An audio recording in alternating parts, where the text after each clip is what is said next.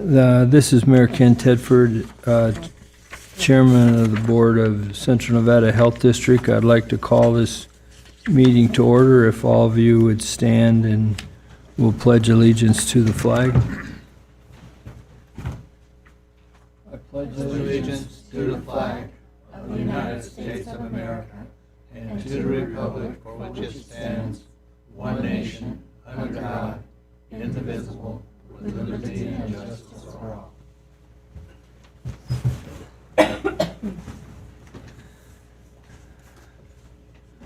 Would the Secretary take roll? Ken Tedford, Here. Justin Heath, Bob Erickson, Here. Denise Ferguson, Here. Don Witten, Here.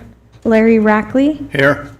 Jeb Rowley, Rich McKay, Tina Manzini, Brandon Chaddick, Here. Pete Olson.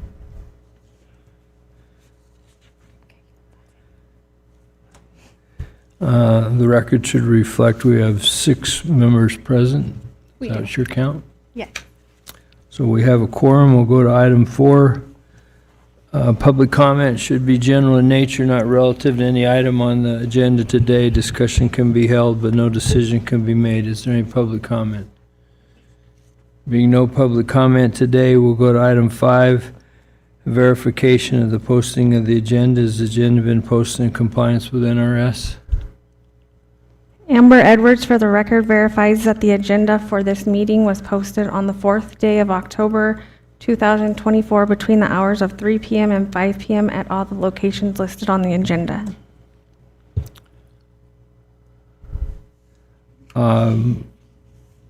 Bob, do you have public comment? Do you have public comment? We'll go back to item 4 in the agenda for public comment. Mr. Clifford?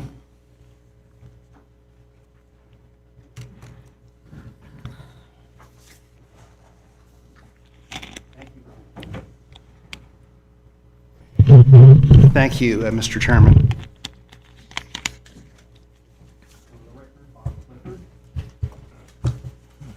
Well, thank you.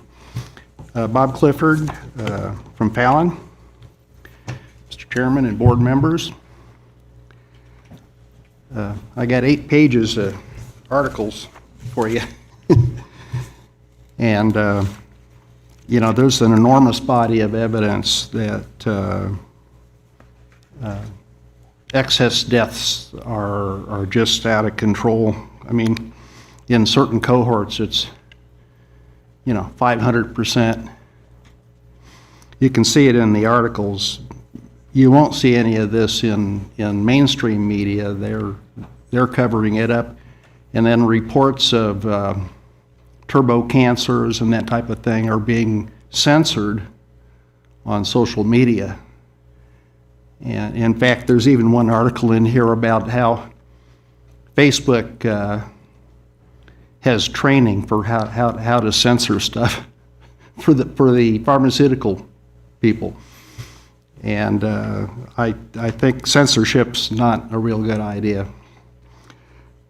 Japan has been intensively investigating the COVID shots, and now they have found abortion drugs in the shots, abortion drugs that are designed for depopulation.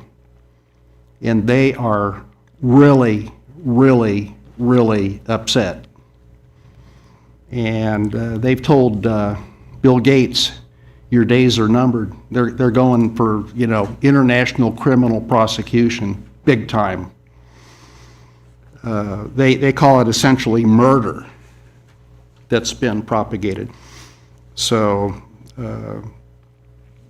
others using dark field microscopes and in other technology have found self-assembling nanobots.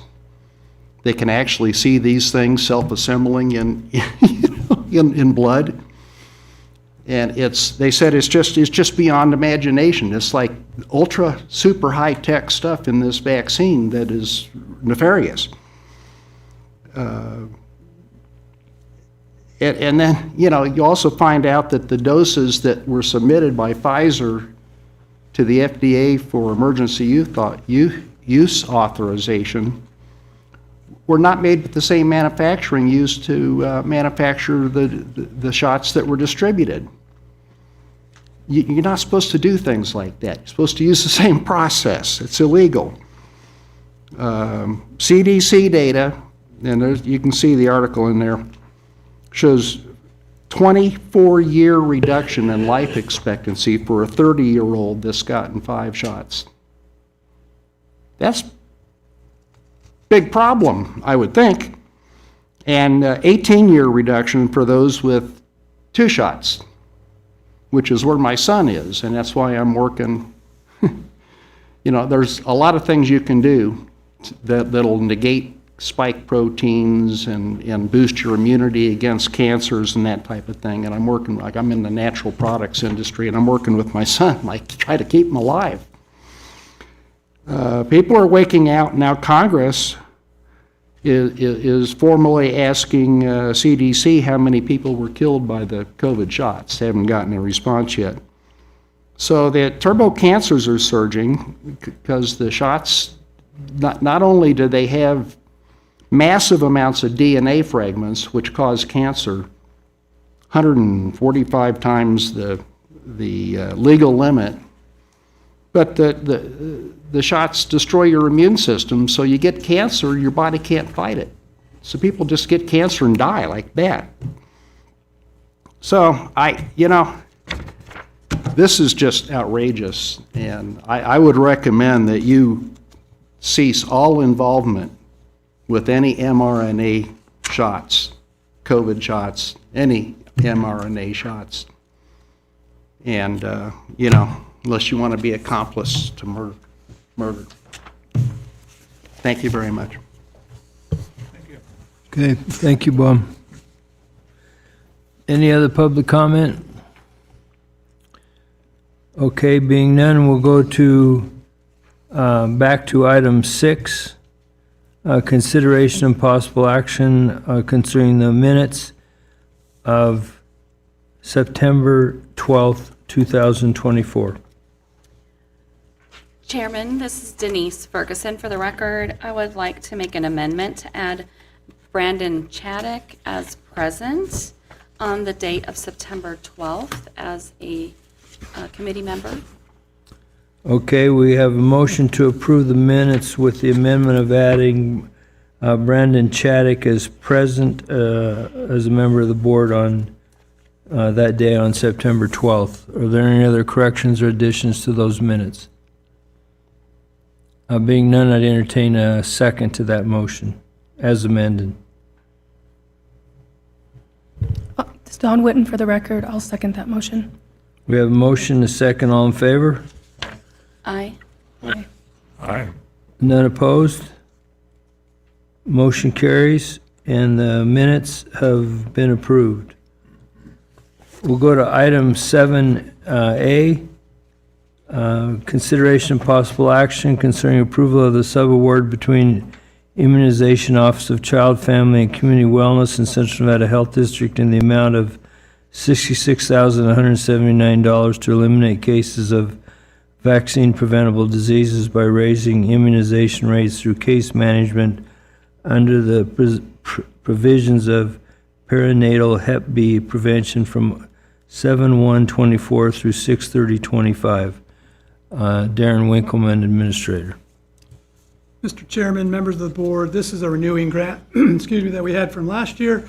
This is really the grant that handles our vaccine for children's programs, generally for uninsured and underinsured kids. We want to make sure they have access to those vaccines. It also helps with, we are the compliance auditors for other programs that have VFC eligible programs, and so we do the compliance visits for those as well.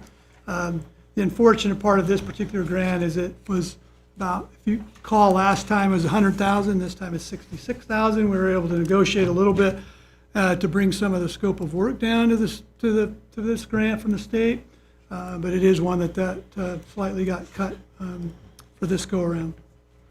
Back to you, Mr. Mayor, or Mr. Chairman. Okay, is there any Questions for Darren from the board or the public? Darren, for the record, this is Denise Ferguson. Is there anything that we would have to cut? Or do you think there would be any shortfall since it's a different amount? Mr. Chairman, members of the board, for the record, Darren Winkleman, we're working through that now. As we're seeing the grants being renewed this year, what's been cut, what hasn't been cut, try to make that mid-year determination how we're moving forward. So far, things look okay. I'm saying that reluctantly because as we work through this budget, there's going to be some challenges moving ahead, but I think for this particular program, we'll be okay. Thank you. Any other questions? If not, I'd entertain a motion.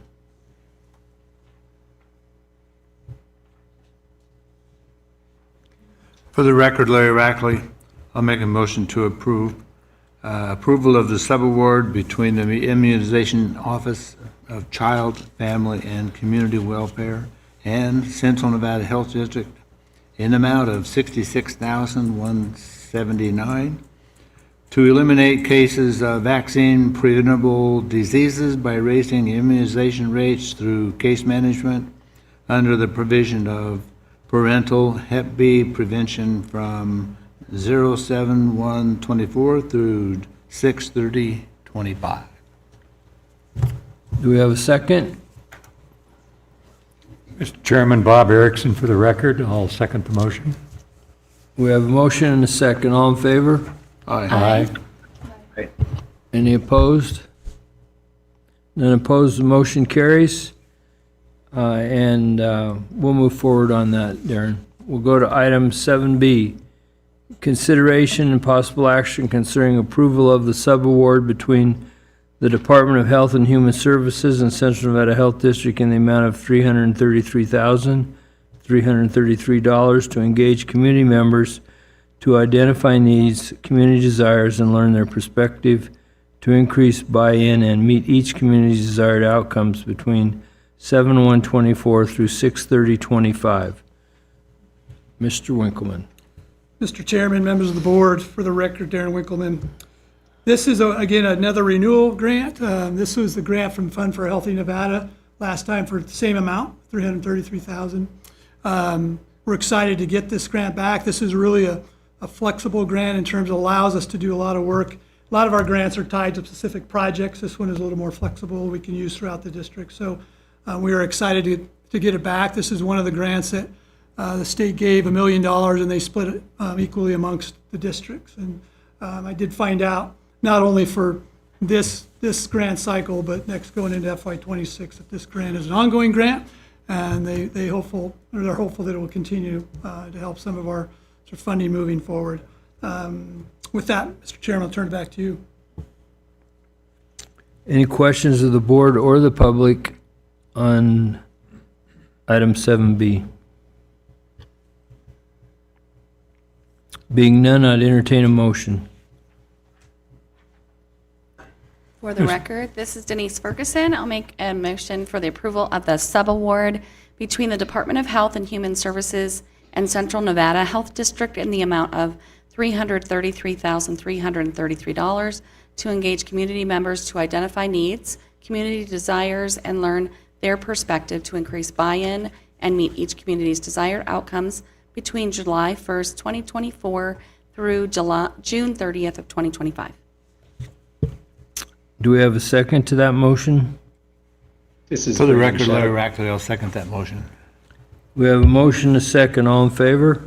Aye. None opposed, motion carries. We'll go to item 8A, consideration and possible action concerning approval of the performance evaluation of CNHD Administrator Darren Winkleman and to approve a one-step salary increase to step 7 of grade 77, effective September 19th, 2024.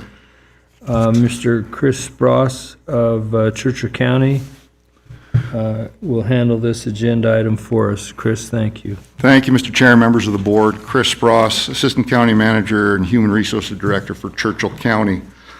So Title III of the Churchill County Code stipulates that all employees be evaluated at least once a year by their supervisor. In this case, the supervising board is the one who supervises Mr. Winkleman. Nevada Revised Statute 241 requires that any discussion regarding the professional competence of an executive, chief executive, or an administrator be done in an open session, and that's why we're here today. So just a little summary of where we've been the last couple of months. On August 28th, I sent out the performance evaluation template to everybody that's on the board with a request to have those back by the 18th. I received 9 out of the 11 back, so thank you very much for those who submitted back. On September 12th, at your last meeting, I came in front of the board and just kind of outlined the process of what we would be doing. And then once I received all of those evaluations back on the 18th, I prepared 2 reports. The first report was a report that I would discuss with Mr. Winkleman.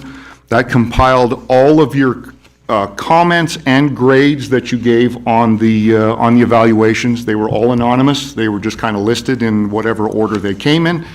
And then per statute, that report needed to be discussed with Mr. Winkleman a minimum of 5 days prior to this meeting. So Mr. Winkleman and I got together on October 1st. We discussed the evaluation, and if he had any questions, I advised him to bring them up at the board meeting here. The second report is the one that's included in your agenda packet. That is a boiled down version, and all it really does, it takes all of your scores and averages them out over the various 10 criteria that they are. And that's what you have in front of you today. I'd be more than happy to go through each one and name the heading and then the average. They are in front of you. If you don't wish to do that, I certainly understand. And unless there's any questions, I yield back to the board. What's the pleasure of the board? Would you like Chris to go through each of these items, or would you just like to accept the evaluation report as it is? I would be fine accepting it as is. Is that? I agree. Seems it's the feeling of the board that we'll accept the report as it is. I want to thank you for your work, Chris, as you went through this. I know these aren't very easy, and to get 9 of 11 is pretty good, and then Yes, it to is. digest 9 of them is a lot of hard work, and I appreciate that, what you did. And on behalf of the board, I want to thank you for all that work that you've done. You're very welcome. And I think it's a learning process as we go through this with Darren. Any of these evaluations are, and I think it shows where we can be better and help lead the health district in a better fashion than in certain areas when you go through these. So I appreciate that too. You're very welcome. Thank you. And I appreciate Darren, as we've gone through this process too. I know it's not easy for you because it's a disruption of work as you go through the day, but it also helps you see some areas where the board thinks you may be able to improve in certain areas as you go into the next year. And it also shows where the strengths are in what you've done in the past year, and then how you look forward to the future. And it also shows that you still have a job. Still shows you have a job so, at the end of the day.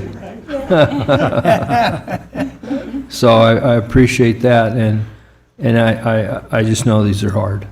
You know, they're never easy, so thank you for your patience and for Chris's. And I do appreciate the 9 people that responded, because, you know, these take time from a board perspective to fill these out and do it diligently and with the understanding of everyone's in this together to try to improve how we operate here. So I want to thank the board members too.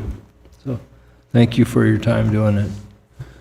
Okay, is I there? would make a statement. Just a sec, is there any public questions first, so I don't forget that? Nope. Okay, thank you. Okay, back to Larry. And then I would like to make a statement that I appreciate everything you've done for the health district. You do a great job, and I know that'll continue in the future. Mr. Chair, if I may, I would just like to add one thing. Based on the board's consensus, as is done with other employees with a satisfactory or above performance, approval of a one-step merit increase effective September 19th, 2024 would be recommended. Okay, thank you. And I think what the best way is to put that in a motion, that we accept the performance evaluation as is, and to approve that one-step salary increase. I think it'd be good, so thank you. We'll go back to the board then for a motion. Unless you have some comment, Darren. Mr. Chairman, members of the board, I'll keep it short. I just wanted to say thank you for the support. Excuse me, I'm losing my voice. I'm humbled and honored to be a part of this, and Larry, thank you for that comment. And we know we have a lot of work to do, but it's fun work, exciting work, and so we're ready for it. We have a great team. I wouldn't be here with this evaluation probably if it wasn't for a lot of the team members that we have. So again, thank them and thank you for the support. Thank you. Well, yeah, you're certainly welcome. It's hard going through this first year and a half and knowing you have 4 counties in one city. It's not like you have Clark County or Washoe County. You have kind of a broad base of places to satisfy the needs of, so it's unique, and yet, and I think interesting was the word you used, is truly a fact. So we need to keep that in mind as we move forward, that we're all kind of in this together in this western region of Nevada. So thank you for that. Okay, back to the board. I'll entertain a motion. Mr. Chairman, I'd like to make a motion that we accept and approve the performance evaluation of Central Nevada Health District Administrator Daryl Winkman, and approve a one-step salary increase to Step 7, Grade 77, effective September 19th, 2024. Okay, we have a motion. Is there a second? And for the record, Larry Rackley, I will second that motion. We have a motion and a second. All in favor? Aye. Aye. Any opposed? None being opposed, the motion carries. Thank you again. Appreciate it, Chris. Thank you so much for your work. We'll go to item 9, staff reports. Darren, do you want to start? Or do you want the doctor to start? You want to do first and then we'll, go ahead, and then we'll do the presentation. Dr. McDonald? Good afternoon, Mr. Chairman and board. Ted McDonald, for the record. Thank you for having me here today. Keep moving the discussion around a little bit on our reports and try to make things as easy as possible on myself and on you. I've been fortunate to have the staff convinced now that their reports are their reports, and rather than me interpreting their reports. So they provided it to you in a format where the information is there are comments. We've broken it out per county so that everything is separated out, so it's fairly easy to read. We've added in for this particular meeting a summary of the Burning Man project. This is a tool that we will be using with everything that's gone on to evaluate the program and maybe come back to you later with recommendations about changes that we would consider. And those changes would not be really, some of the changes would not be necessarily what the board would need to approve, but we may be looking at financial changes in the future regarding fees and that. So that's not anytime soon. We're evaluating what we need to do for the program.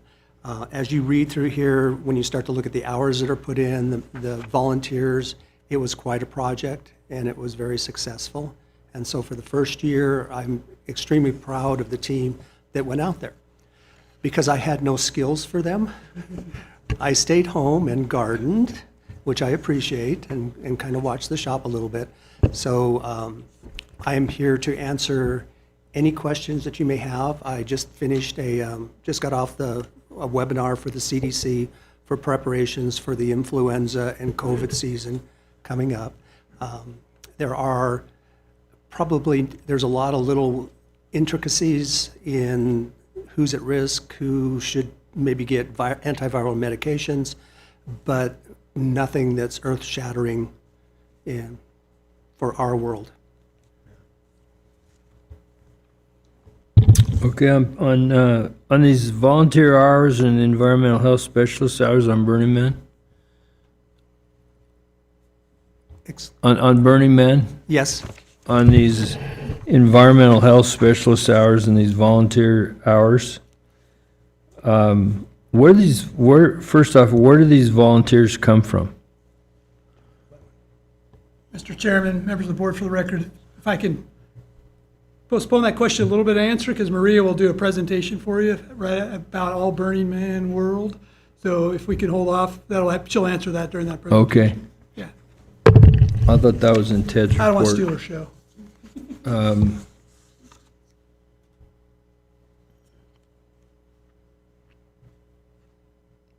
That's it then. I'm not going to ask you any questions. All right, who's up next, Darren?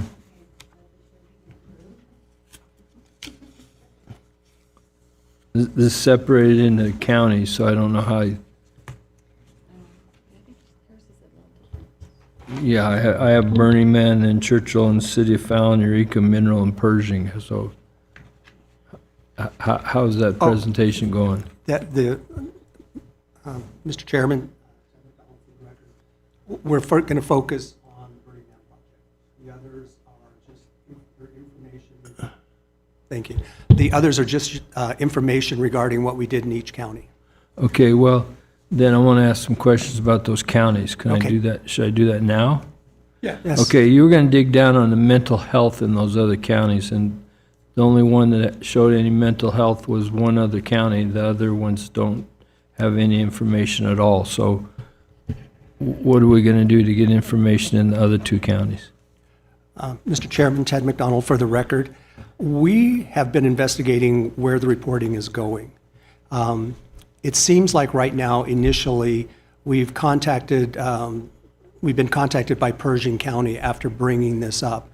And it seems as if their caseworkers are reporting this information to a different site in the state of Nevada that we're trying to figure out how we access, or if it even connects with the one that Churchill County uses.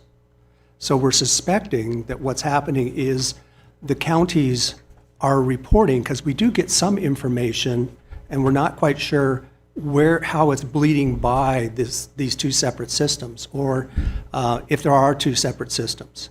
So right now, Victoria Sepsic, our epidemiologist, is investigating these sites, the other sites that are there. I appreciate the caseworker in Pershing County that sent us this information, because she went out and found the site that she was reporting into and contacted the rural hospital group to find out what they're requiring. So there is statute that shows that the state of Nevada wants this information presented to it. And I think it's Assembly Bill 181 was the one that is the basis for this whole process. And then there's NRS that does require reporting of a cluster of things associated with suicide attempts or suicide ideation, suicidal thoughts, attempted suicide in the past. So there's a whole list that's there that's being reported, but right now, we're not getting that, because we're suspecting that it should be a process that's asked of patients that come in for, maybe they have a motor vehicle accident, but they still should be asked questions regarding, have you thought about suicide in the past? So we're trying to pick out now, where is some of that information going? Because I would suspect that the people that have to report, which is emergency departments, departments that do community screenings, and psychiatric hospitals, have to report under the NRS. So we're looking for that information now.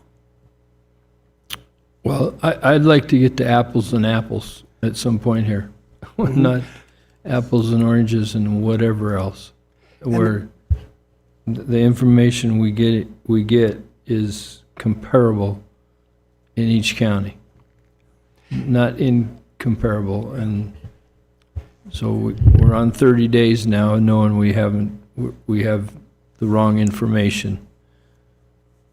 And I don't like to make decisions, at least in my world, on bad information, which is what I think we are looking at. And Ted McDonald, for the record again, there's a whole different reporting system also for successful suicides. The county coroners are the ones that report that. In all of our counties, those are the sheriff's department. And they have a totally different system that they put that information into, and it goes to the state vital statistics rather than to a place that right now we access. So when it comes to actual successful suicides, we're now going to have to approach the vital statistics group in the state of Nevada to be able to get that information.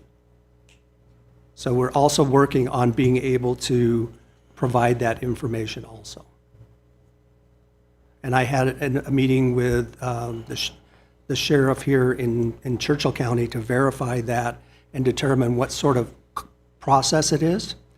And the difficulty of the process has been ongoing for over 15 years.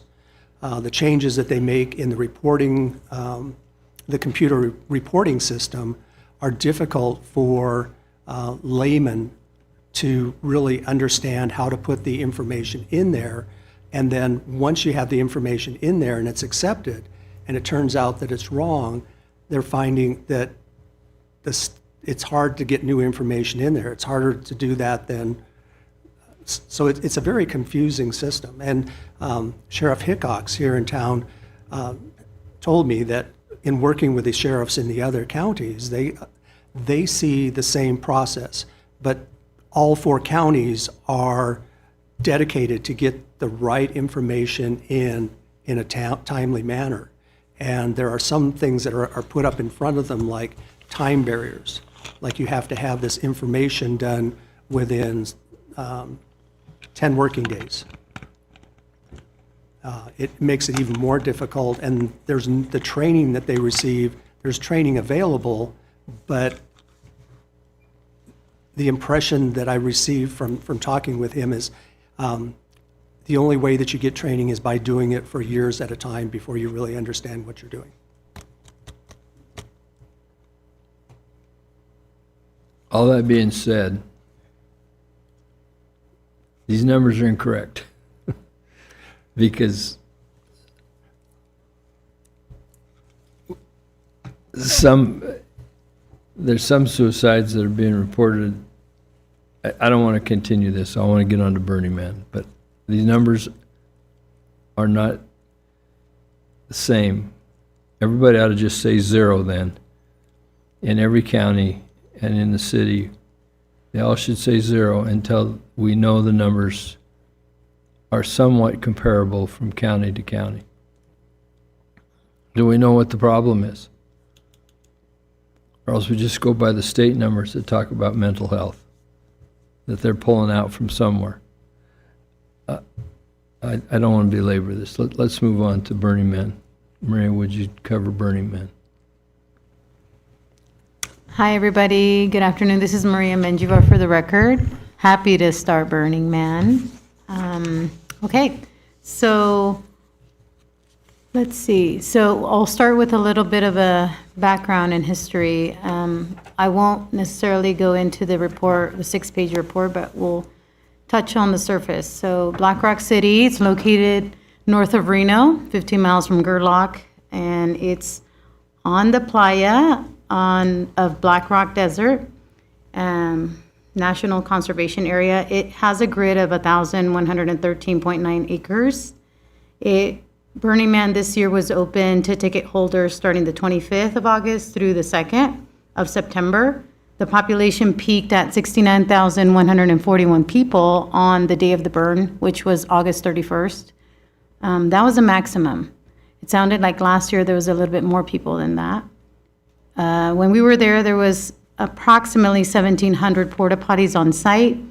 Burning Man, it has a congregation of people, close to 700 trained staff, and so everybody's trained on, or highly trained staff in fire suppression, medical services, rescue services, crisis, trauma, and so they have a congregation of about 700 people.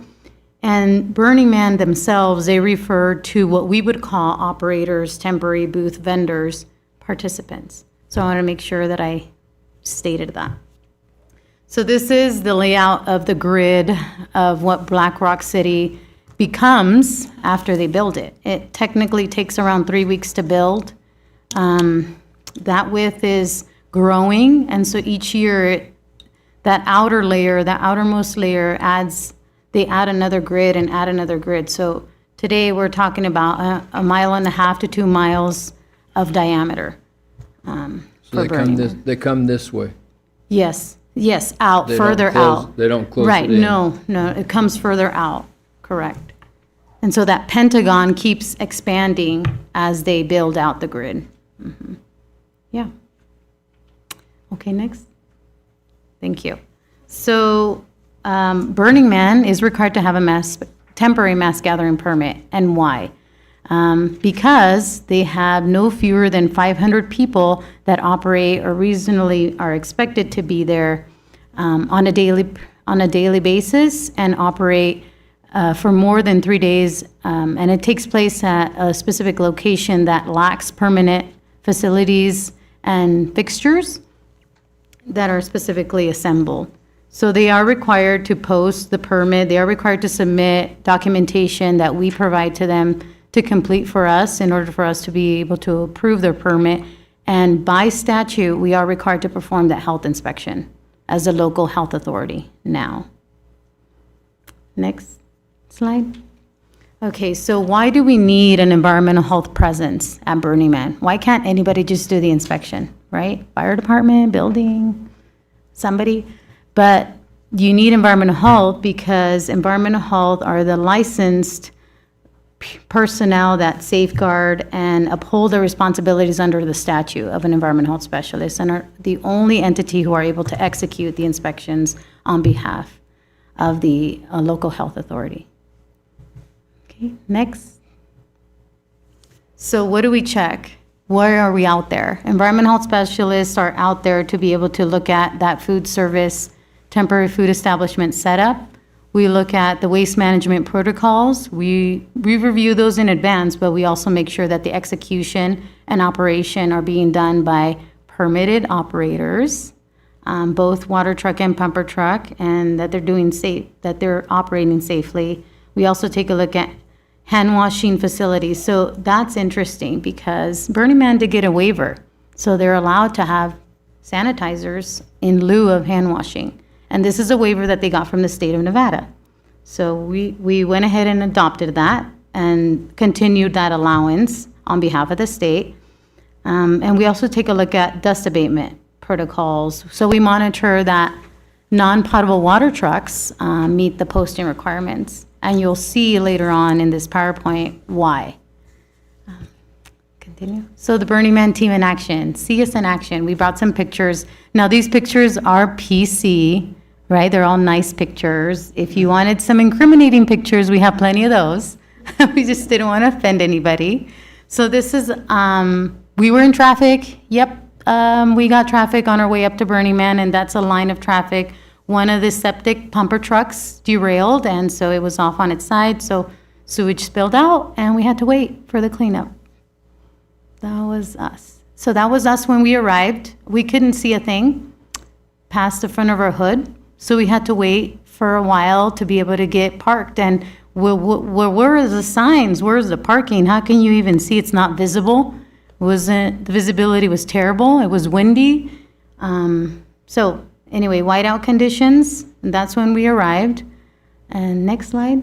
That really delayed our permitting process. The weather delayed us in sending out our permits and having participants come over to the Playa Info to pick up their permits. And the Playa Info is where we have a location, a desk, if you will, that has been set up for us so that people can come by and ask us questions, pick up their permits, get some information, as well as other information for Burning Man. And then you'll see 3 happy people that are sitting behind the desk there. And so I know, Mr. Chairman, you made a question. You asked, where do we get our volunteers from? So really, we recruited for environmental specialists and volunteers to be committed to come out to Burning Man. And our volunteers are both external and internal. Generally speaking, anybody who's willing to come out there and follow the rules and sign our waiver is allowed to come on and help us with Burning Man. The volunteers are not doing inspections unless they're a volunteer environmental health specialist. Only one person behind that desk is an environmental health specialist, and that's Darren. And he also did inspections. Next slide. So that's us.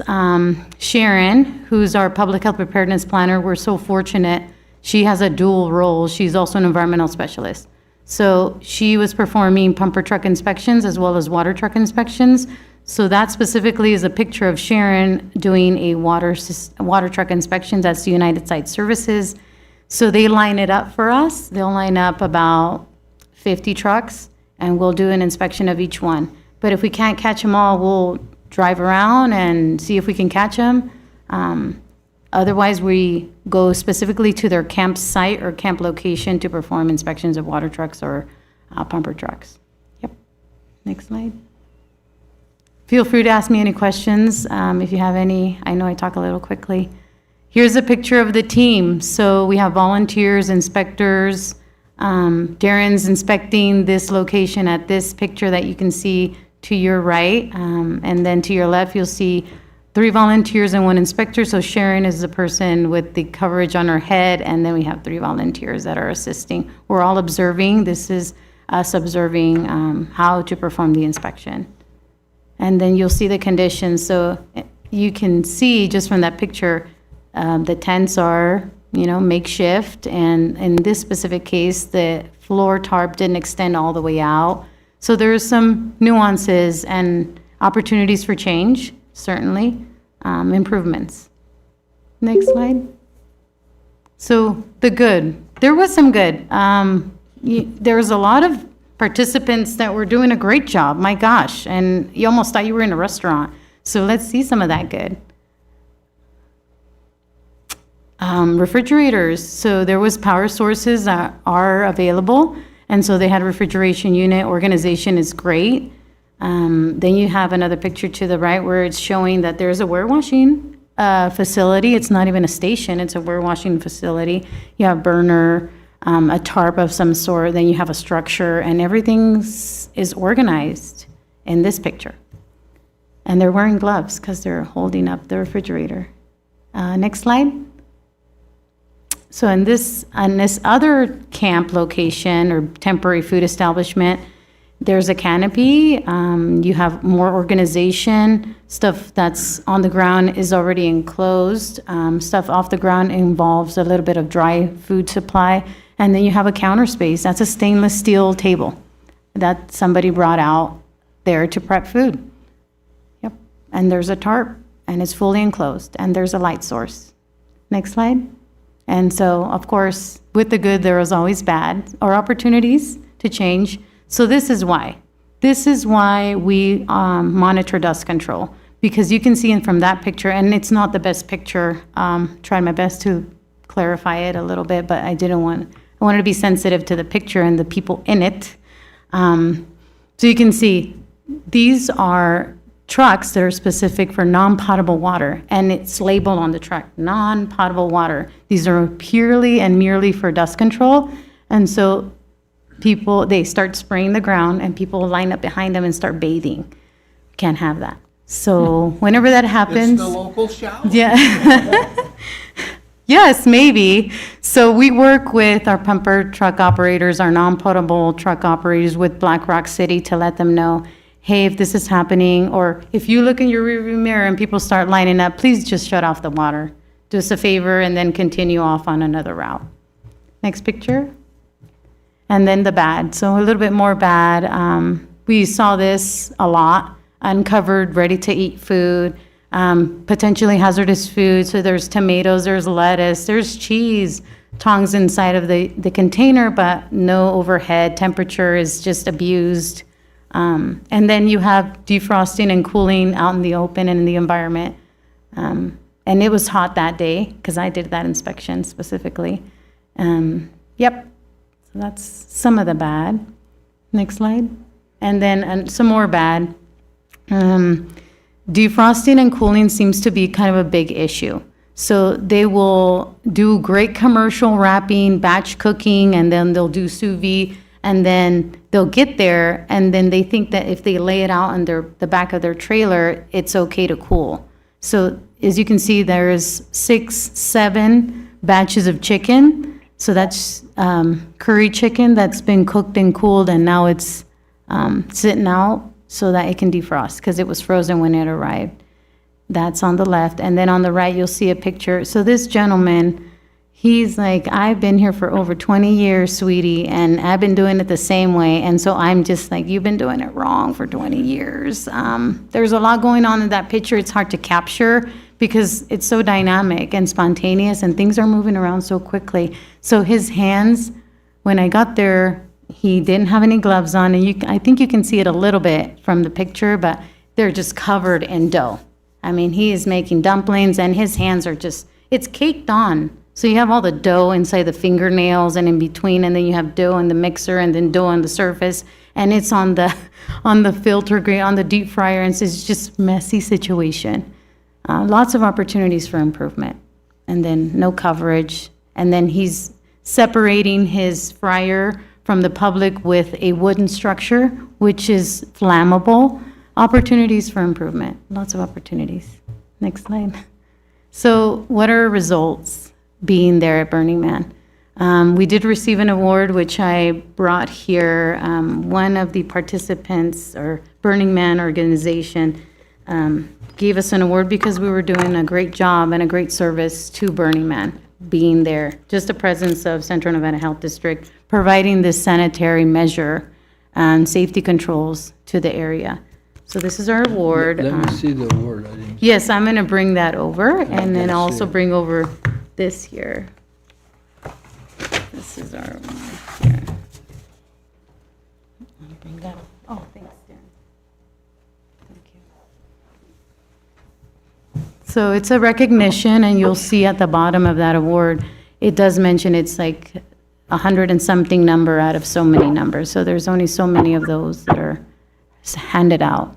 We were able to successfully complete 160 inspections, and I'm very proud of all of us for doing that. Being our first year and such a very small team, it's phenomenal that we were able to achieve 160 inspections.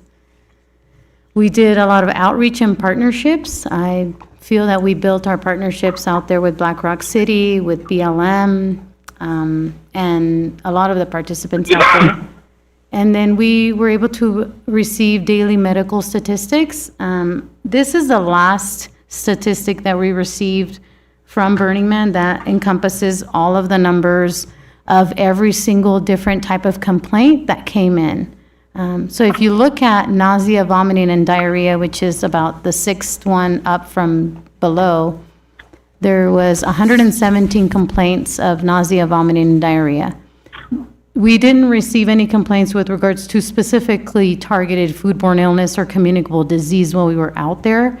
So it's hard to say whether that GI or gastrointestinal was directly related to symptoms of food, other than maybe a consumable illegal product. So, but that's the statistics that we received. So a total of 3,933 complaints while at Burning Man. Next slide. Thank you. So we did have fun and art to show. This is just a very small group of pictures. I think this is a great picture to show because on the right you'll see that that mobile food unit, it's not something that we inspect because it's just candy. So anybody can walk right up and then serve themselves as much candy as you like. So you don't put in a quarter or anything. There's no money transactions at Burning Man, so you just slide and crank on the dial and then out shoots candy. So we don't inspect this unit, but I thought it was fun to add so you can see. And then on the left, you'll see Darren. Darren performed that inspection. And so it was interesting, and maybe Darren can tell it better than me, but he said that this gentleman from this participant from that booth said that he read through all of our requirements for temporary food, and he said that one of the requirements was to provide a sneeze guard. So he went back and put the shirt on, and he's the sneeze guard. So it's just, it brings the humanity to, and then as an inspector looking at that, it was just hilarious. It was hilarious. So anyhow, next slide. That's a picture of the temple that they built at Burning Man. Each year they build a new temple, and this is the one that they built this year. Next slide. And then this is a picture of the burn. I didn't stay to see the burn, but I know we did have some people in the team to stay to see the burn, and that's, a couple of their pictures, but that's what it looks like primarily. And then, so final slide. Some of the Burning Man challenges I wanted to bring to the table. It's an unpredictable environment. There's heat, sun exposure. Like I mentioned earlier in the PowerPoint, it's windy, it's dusty, it's whiteout conditions. It's unpredictable. We do have limited access. So when you get out there, resources do become depleted. You don't realize that until they're gone. Participant camps are hard to find, especially if they get moved around and they say they're going to be there at one time. So, and then they say they're going to be there at this time, and then they decide that, oh, you know what, today we're too tired, we're just not going to do it today. We're going to come back tomorrow, and then it's unpredictable for the next day as well. Staffing and volunteer commitment is also a challenge. So having that commitment for people to come out and do the inspections and people to come out and support is also a challenge. Yeah. That's it. Any questions? You're inspecting every day, right? Every single day, good question, except for when the weather becomes so unbearable that we just have to hunker down and stay. That day when we arrived, we couldn't do much, so we arrived in the evening and we went ahead and set up camp the next day in the morning, and that day the rain came, and so we couldn't really do much. Unless it's unbearable, then we will just do inspections whenever the weather is permitting. Mm-hmm. Yes, but other than that, it's every day, yes.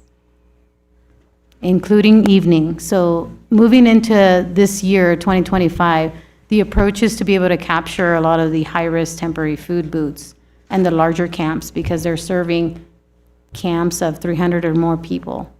And some of these inspections are in the evening, so in the nighttime, and it becomes a little dangerous because there's a lot of traffic at night. You wouldn't believe it. We witnessed crashes between electrical bikes and people and regular bikes, and so it becomes a little dangerous at night. Having those inspections was a great improvement from past years. It really was. Thank you. Yes, thank you. Could you touch a little bit on the financial impact, the revenues received, expenses? I don't believe that was budgeted because of the timing. And could you kind of outline that for us? Mr. Chairman, members of the board, for the record, Darren Winkleman. Yeah, Bob, thank you for that question. That's a big question. And the financial impact for us is, I think, very large, to say the least. So the mass gathering permit that they receive approximately is $42,000. That's what they give us.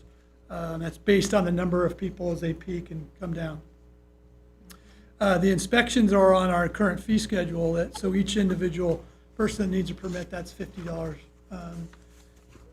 We generate some revenue from that, but as you can see, we had, how many volunteers total? 6, 8 volunteers, and so when you start adding up the cost of that and staff being out there 24/7, all of that, we certainly don't make any money on the event. So that's one of the things we want to try to as we reevaluate going into next year, what we can think about in terms of, maybe specifically looking at a Burning Man fee schedule outside of our typical everyday fee schedule that we have for our food facilities, that sort of thing. And so I think it's important. We have not talked to Burning Man about that or what we think about that. That's, we've been going off of what the state has done in the past. And obviously, this being our first year, we weren't really in a position to kind of know what that's going to look like, but I think we do know now, and we're going to have to look hard at it. Well, besides that, you had 3,900 visits from these people for healthcare. Is that not what your chart showed? No, Mr. Chairman, Maria Menjivar, for the record and members of the board, no, that's a report from Black Rock City, their medical statistics. I didn't hear the end of that. It's a report from Black Rock City. That is their medical statistics. That is not ours. So they have a medical center of their own? Yes, That's their visits? Yes, sir. 3,900 of theirs? yes, So they don't come to you for all that help? no. Mm-mm. Correct.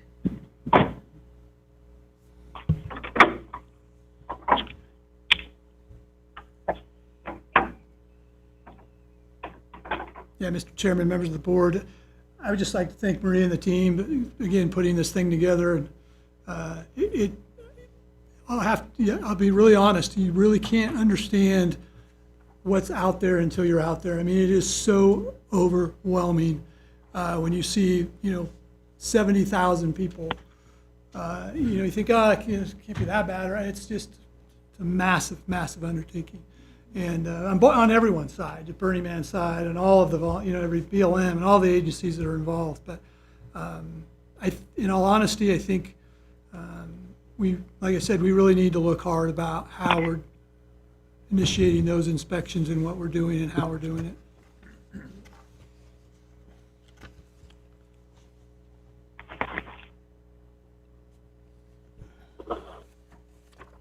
Plus, I'm getting too old to be out on the playa for 10 days.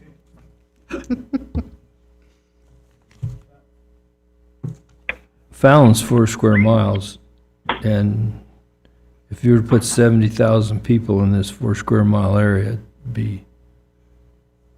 Yeah. it'd be overwhelming. It is a madhouse. It really is. And it's got paved streets.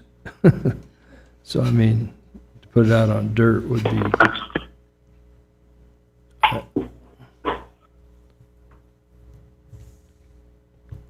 yeah, I don't know how, that's why I was looking at these volunteer hours and the environmental specialist hours. I don't think that's even, I don't think 8 people can even begin to do that. I feel a little better that you didn't have 3,900 visits on top of it.